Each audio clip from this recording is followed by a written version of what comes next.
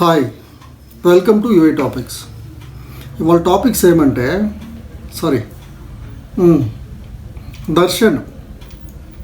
దర్శన్ గారిది కేసు జరుగుతుంది బెంగళూరులో.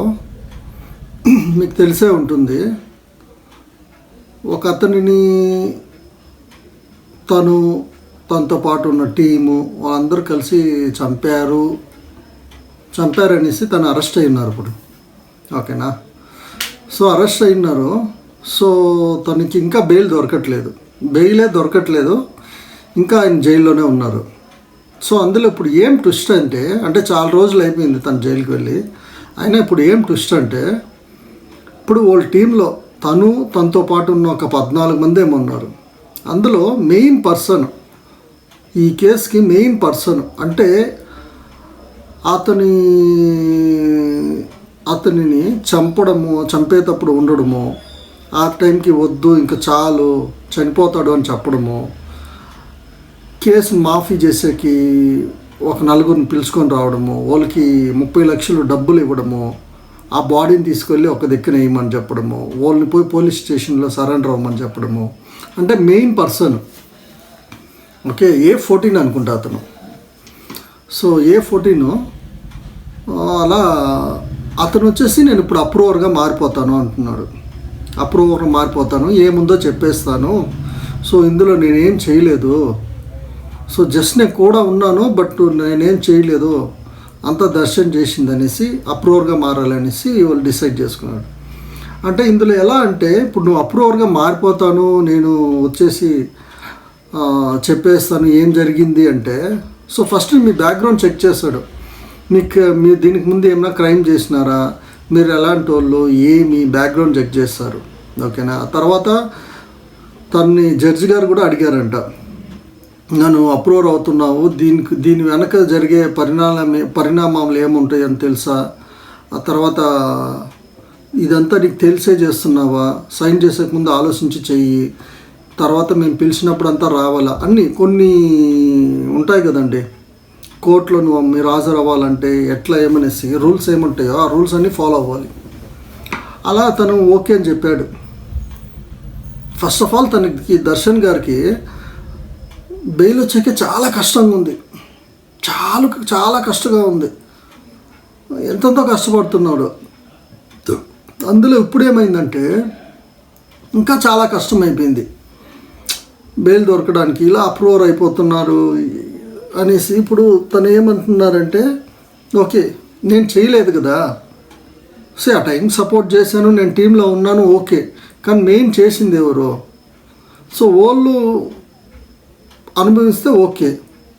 అంటే ఫైనల్గా స్వార్థం అంటారు కదా, జతలోనే వండుకొని అన్నీ చేసుకొని ఆ టైంకి ఎట్టుందో ఏమనేసి ఇచ్చేసుకునేసి ఇప్పుడు వచ్చేసి సరే నేను ఎందుకు శిక్షణ అనుభవించాలి, ఆయన చేసిన ఆయనే అనుభవించు అనేసి. అది ఏమవుద్దంటే, అందుకనేసి మంచి చెడు చేసేటప్పుడు ఒక్కసారి ఆలోచించాల. ఓకేనా? నాతో పాటు ఎవరు ఉంటారు, ఇది కరెక్టా కాదా అనేసి. ఈ విషయంలో ఆయన నిజంగా చాలా రిగ్రెట్ అవుతుంటాడు. దర్శన్ గారు చాలా ఫీల్ అవుతుంటారు, ఇది కరెక్ట్ కాదేమో అనేసి. ఓకే, బట్ ఇంకా అది నిజంగా ఆయన చేశారా, ఇంక వీళ్ళు టీం చేశారా ఏమి ఇంకా కన్ఫర్మ్ అవ్వలేదు, ఇంకా కోర్టులోనే ఉంది కేసు. సో మనం ఏది ఇతనే చేశారని జడ్జ్ చేయలేము, కానీ ఆయన ఇన్వాల్వ్ అయినారు. ఏమంటే ఇన్వాల్వ్ లేకపోతే ఇన్ని రోజులు జైల్లో పెట్టరు, ఇన్వాల్వ్ అయినారు.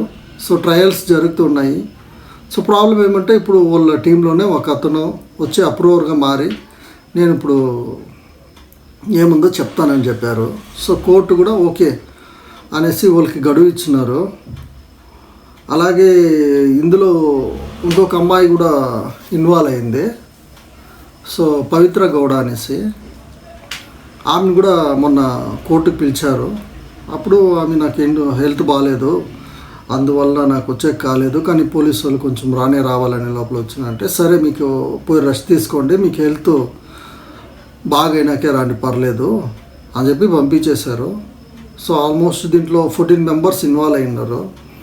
సో ప్రాబ్లం ఏమంటే, ఇప్పుడు ఎందుకు చెప్తున్నానంటే ఈ విషయము, మనతోనే పాటు ఉంటారు, ఏం చేసినా అనుకునేది చాలా తప్పు.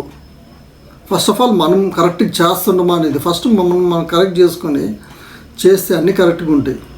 అది కాకుండా మనం ఏమో చేస్తే మనతో పాటు ఉంటారు అనుకుంటే తప్పు. ఇప్పుడు ఏం జరిగింది దర్శన్ గారి విషయంలో, తను వచ్చి అప్రూవర్గా మారిపోతారని. అంతే కదండి, ఎవరైనా జైల్లో ఎన్ని రోజులు ఉంటారు?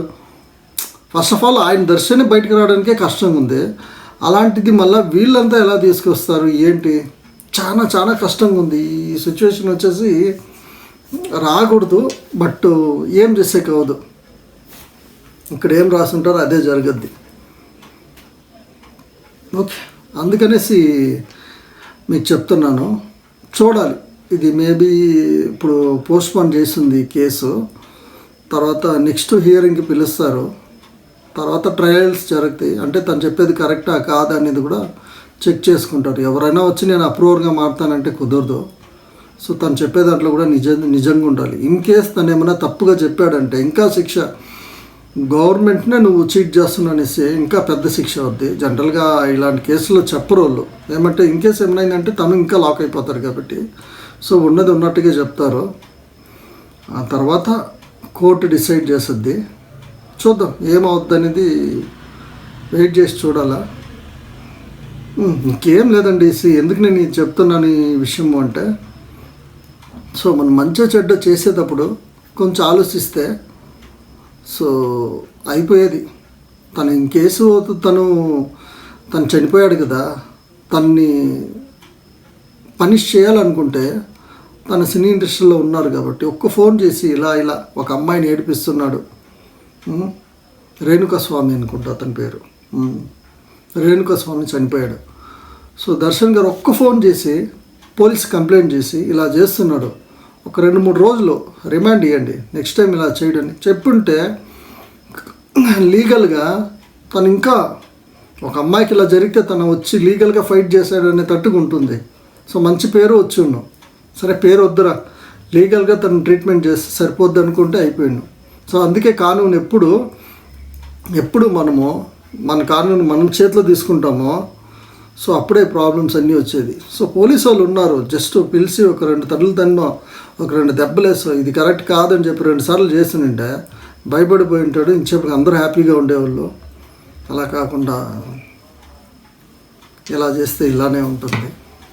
ఓకే, సో అందువలన నేను ఈ విషయం ఎందుకు చెప్తున్నానంటే, సో ఏమైనా చేసేటప్పుడు కరెక్టా కాదనేసి 10 సార్లు కాదు 100 సార్లు ఆలోచించుకొని, మనతో పాటు ఎవరు ఉండరు, మనమే ఉంటాము. సో అందువలన చేసేటప్పుడు ఎలా చేయాలి, ప్రతిదానికి మనం కొట్టడమో తిట్టడమో కాదు. గవర్నమెంట్ అనేది ఉంది కొన్నిటికి, ఏదో చిన్న చితికంటే ఏదో అయిపోతుంది, కానీ మరీ చంపడం అంటే కరెక్ట్ కాదు. వాళ్ళ ఫ్యామిలీకి కూడా చాలా కష్టపడి ఉంటారు, ఎవరికి కరెక్ట్ కాదు. ఇప్పుడు తను బాధపడుతున్నాడు, తను చనిపోయాడు, వాళ్ళ ఫ్యామిలీ అంతా సఫర్ అవుతుంది. సో అందువలన ఆలోచించండి. అందువలన ఓకే, సరేనండి. సో ఈ వీడియో మీకు కానీ నచ్చినుంటే దయచేసి లైక్ చేసి షేర్ చేసి సబ్స్క్రైబ్ చేయండి. సబ్స్క్రైబ్ చాలామంది చేసుకోవట్లేదు, వీడియోని కరెక్ట్గా ప్రాపర్గా చూస్తున్నారేమో తెలియట్లేదు. సో మేము కొత్తగా యూట్యూబ్ ఛానల్ స్టార్ట్ చేసాము. సో మీరు లైక్ చేయడమో షేర్ చేయడమో సపోర్ట్ చేయడం చేస్తే సో మాకు అదొక బలము. ఇలాంటి మంచి మంచి వీడియోలు చేద్దాం అనుకున్నాను. Thank you.